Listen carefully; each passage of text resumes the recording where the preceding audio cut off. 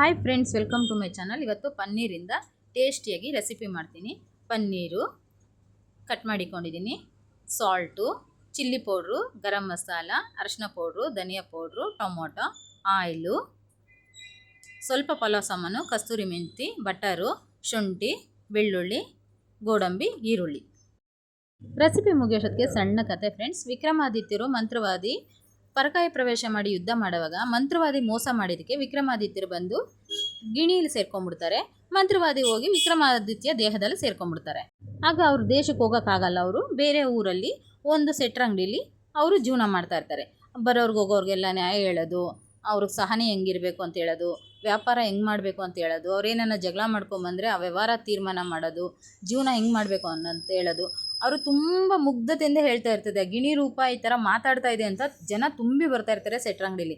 ಆವಾಗ ಸೆಟ್ರ್ ಏನು ಮಾಡ್ತಾರೆ ಅಂದರೆ ಆ ಗಿಣಿನ ಮುದ್ದಾಗಿ ಸಾಕ್ಕೊಳ್ತಾ ಇರ್ತಾರೆ. ಯಾಕಂದರೆ ಈ ಗಿಣಿಯಿಂದ ನನಗೆ ವ್ಯಾಪಾರ ಹೆಚ್ಚಿತ್ತು ಅಂತ. ಆ ಊರಲ್ಲಿ ಪದ್ಮಾವತಿ ಅಂತ ವೇಷ ಇರ್ತಾಳೆ.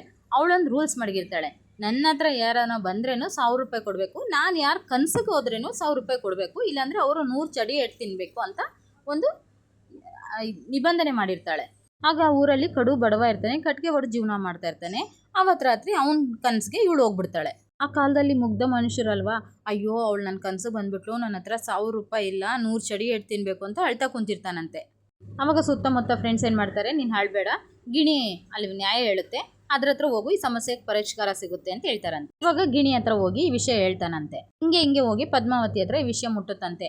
ನಾನು ಅವ್ನ ಕನ್ಸಲ್ಗೆ ಹೋಗಿದ್ದೀನಿ, ಅವನ ಹತ್ರ 1000 ರೂಪಾಯಿ ಇಸ್ಕೊಂಬೋಗು, ಇಲ್ಲಾಂದ್ರೆ 100 ಚಡಿ ಎಟ್ಟು ಹೊಡೆದ್ಬಿಟ್ಟು ಬರ್ರಿ ಅಂತ ಹೇಳಿ ಕಳಿಸ್ತಾಳಂತೆ.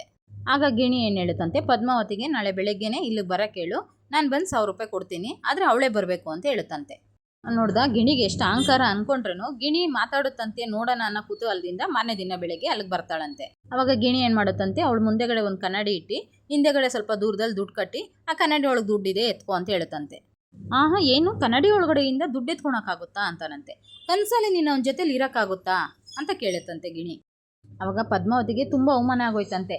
ಅಯ್ಯೋ ಗಿಣಿ ಎಲ್ಲರ ಮುಂದೆ ನನಗೆ ಅವಮಾನ ಮಾಡಿಬಿಡ್ತಲ್ಲ ಅಂತ ತಲೆ ತಗ್ಗಿಸ್ಕೊಂಡು ಹೊರಟೋದ್ಲಂತೆ. ಆವಾಗ ಊರ ಜನ ಎಲ್ಲ ಚಪ್ಪಾಳೆ ಹೊಡೆದು ಗಿಣಿಗೆ ಒಳ್ಳೊಳ್ಳೆ ಆಹಾರ ಕೊಟ್ಟು, ನೀನು ಒಳ್ಳೆ ರಾಜನಾಗಿ ಹುಟ್ಟಬೇಕಾಗಿತ್ತು, ಈ ಕಾಲದಲ್ಲಿ ಗಿಣಿಯಾಗಿ ಹುಟ್ಟುಬಿಟ್ಟಿದ್ಯಾ, ಅವ್ರಿಗೆ ಗೊತ್ತಿರವಲ್ಲ ಅದರೊಳಗೆ ವಿಕ್ರಮಾದಿತ್ಯರು ಇರೋದು ಅಂತ ಅಂದ್ಬಿಟ್ಟು ಅದಕ್ಕೆ ತುಂಬ ಪ್ರೀತಿಯಿಂದ ನೋಡ್ಕೊಂಡ್ರಂತೆ.